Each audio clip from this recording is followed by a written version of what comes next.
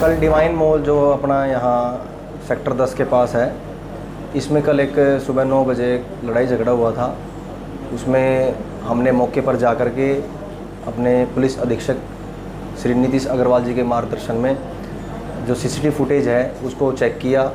Check करने के बाद उसको जब हमने खंगाला तो उसमें जो लड़ाई झगड़ा करने वाले युवक हैं उनकी गाड़ी को देखा गया और उस पर मेरे द्वारा और जो हमारे चौकी इंचार्ज हैं सेक्टर 7 श्री कृष्ण जी, इनके द्वारा टीम गठित करके और उनमें से जो 5 लड़के थे लड़ाई झगड़ा करने में, तो उनमें से 3 को हमने शाम तक काबू किया और उनको रेलिवेंट सेक्शन में जो कंप्लेनेंट ने शिकायत की थी उस पर जो रेलिवेंट सेक्शन बनती थी उनके अंतर्गत उनको अरेस्ट किया है। आज उनको माननीय अदालत में पेश किया जाएगा। गाड़ी भी बरामद हुई है? हाँ, गाड़ी भी उनसे बरामद की गई है।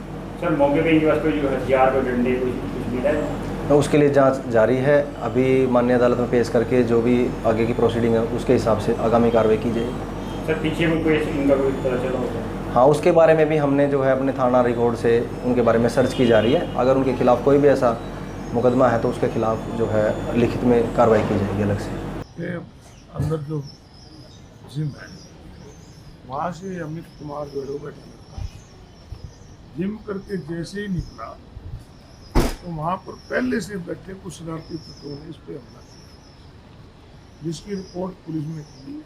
उसी सिलसिले में आज एसपी साहब से मिले और हमने एसपी साहब से कहा है कि ऐसे शरारती तत्व, ऐसे गुंडे तत्व जो अपराध को बढ़ावा दे रहे हैं उनके खिलाफ सख्त से सख्त कार्रवाई, क्योंकि उनके कोई साथ कोई लड़ाई नहीं थी, कोई झगड़ा नहीं था।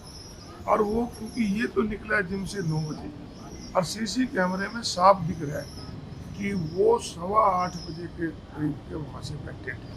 तो इट मीन्स ये है कि ये प्री प्लान प्रोग्राम था, किसी द्वारा भेजे गए थे। तो मैंने एसपी साहब से यही कहा है कि आप इनके साथ, तो आपने कह रहे हैं कि हमने 3 लोगों को पकड़ लिया, अच्छी बात है कि तो आपने पकड़ा। मैंने कहा तो इनके ऊपर एक तो अटेम्प्ट टू मर्डर का धारा लगानी चाहिए क्योंकि इन्होंने जानलेवा हमला किया, और दूसरा ये भी जांच करनी चाहिए कि इनके पीछे कौन लोग हैं, इनकी कॉल डिटेल निकालो, इनका देखो कि कौन कौन इन्हें गाइड कर रहा था कि वहाँ आप जा रहे हैं।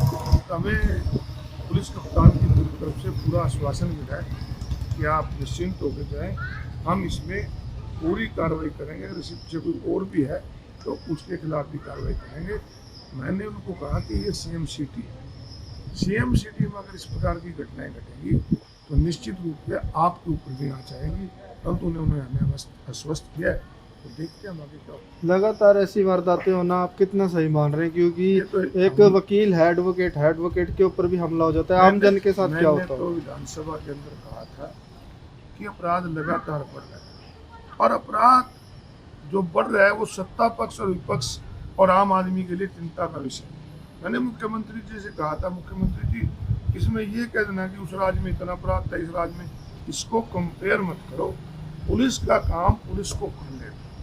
अगर पुलिस को तुम इवेंट्स में लगा के रखोगे, उत्सव में लगाओगे, पुलिस की ड्यूटी है लोगों की सुरक्षा करना, अपराध को रोकना, नशे का रोकना। परंतु अगर उसकी ड्यूटी तुम दूसरे कामों पर लगाओगे तो निश्चित रूप से अपराध बढ़ेगा। और उन्होंने हमें कहा था कि हम पूरी तरह से इसको कंट्रोल करेंगे। परंतु जिस प्रकार अनाज मंडी में पूरी तरीके से जिस प्रकार से ये गुंडागर्दी हुई, तो ये बड़ा चिंता का विषय।